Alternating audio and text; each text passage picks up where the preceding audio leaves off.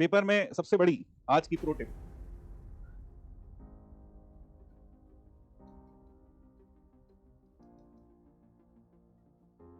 क्या हो सकता है कि एक नर्वस ब्रेकडाउन जैसा, यानी कि कई लोगों के साथ ऐसा होता है कि जैसे पेपर आया सामने अचानक से दिल की धड़कन जो 90, 80, 75 पर होती है वो बढ़ जाती है ना, बीट्स पर मिनट बढ़ जाती है। जब बीट्स पर मिनट बढ़ जाती है तो आपको अत्यंत घबराहट होने लगती है, आपके हाथ पांव थोड़े सुन्न से पड़ जाते हैं, आंखों के सामने छोटे छोटे से बबल दिखाई देने लगते हैं, और उस घबराहट में जब आप पेपर स्टार्ट करते हैं that will never go good. तो घबराहट का क्या किया जाए?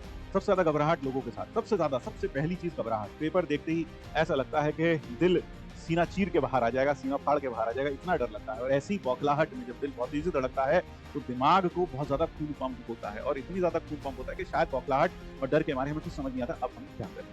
तो अगर आपको बहुत ज्यादा घबराहट एग्जाम में हो रही है, या आपको आमतौर पर बहुत ज्यादा घबराहट एग्जाम में होती है, तो जो तरीका बता रहा हूं वह नहीं है ना।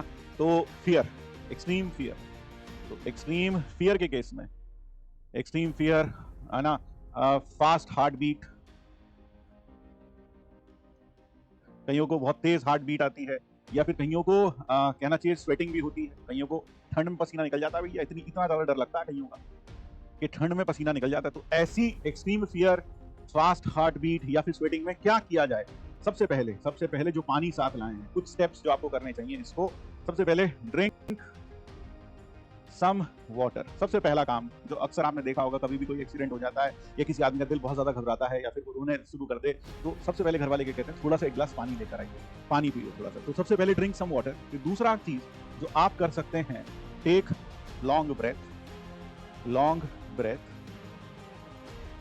और तीसरा जो सबसे इंपॉर्टेंट है, देखिए ये तो हो गया आपका शरीर शांत हो जाएगा, लेकिन दिमाग शांत नहीं होगा। ये 2 स्टेप करके आपकी शरीर शांत हो जाएगा, नहीं शरीर के ऊर्जे पूर्जे सही जगह ठीक ठाक काम करने लगेंगे, दिल थोड़ा ठीक हो जाएगा, हार्ट बीट, लॉन्ग ब्रेथ लेने से दिमाग थोड़ा काम, मतलब थोड़ा हार्ट बीट यहाँ से सही हो जाएगा, लेकिन दिमाग अभी भी बहुत ज्यादा सोच रहा होगा, ऐसा लगेगा कि मैं हार गया हूं। तो आप एक बात अपने आप को, मेरा आजमाया हुआ तरीका खुद के लिए भी, क्या अपने आप को वहां बैठे बैठे एक ही सेंटेंस को 4-5 बार मन ही मन में बोलिए, जो है जैसा है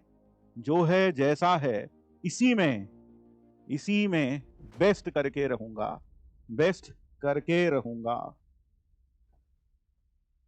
जो है जैसा है इसी में बेस्ट करके रहूंगा। क्योंकि कई बार होता है क्या, जैसे आपने पहला सवाल देखा नहीं आ रहा, दूसरा देखा वो भी लूज बॉल नहीं है, वो भी समझ में नहीं आ रहा, तीसरा देखा वो भी समझ नहीं आ रहा, तो क्या सोचो उस वक्त यह है fast heart beat, sweating, fear, ये बहुत ज्यादा आपको चारों तरफ से घेर लेगा। तो उस वक्त अपने आप को बस बार बार, कोई और चीज याद करने की जरूरत नहीं है, ये मत सोचिए मेरा क्या होगा, अब तो मैं गया, मेरे से अब तो नहीं होने वाला, ये तो पेपर ही बर्बाद हो गया। तो क्या बोलना चाहिए? यही बोलना चाहिए, जो है जैसा है इसी में बेस्ट करके रहूंगा। ध्यान रखिए, हमारी इसरो के पास बहुत कम संसाधन थे, बहुत ही कम, न्यूनतम संसाधन थे, जबकि नासा के पास संसाधनों की कोई कमी नहीं थी। एक वक्त ऐसा भी था जब रॉकेट के ऊर्जे पूर्जे हमारे साइंटिस्ट क्या करते थे, एक साइकिल पर ढोते थे। रॉकेट के बहुत सारे पार्ट्स आप देखते थे बैलगाड़ियों से एक जगह से दूसरी जगह कैरी किए जाते थे, लेकिन हमारे साइंटिस्ट जितने भी थे उन्होंने कभी भी हार नहीं मानी, उन्होंने हमेशा एक ही बात बोली, क्या? जो है जैसा है इसी में बेस्ट करके रहूंगा। तो आपको उन्हीं को याद रखना है, उन्हीं को याद करना है, और बार बार एक ही बात बोलनी है, जो है जैसा है उसी में बेस्ट करके रहूंगा।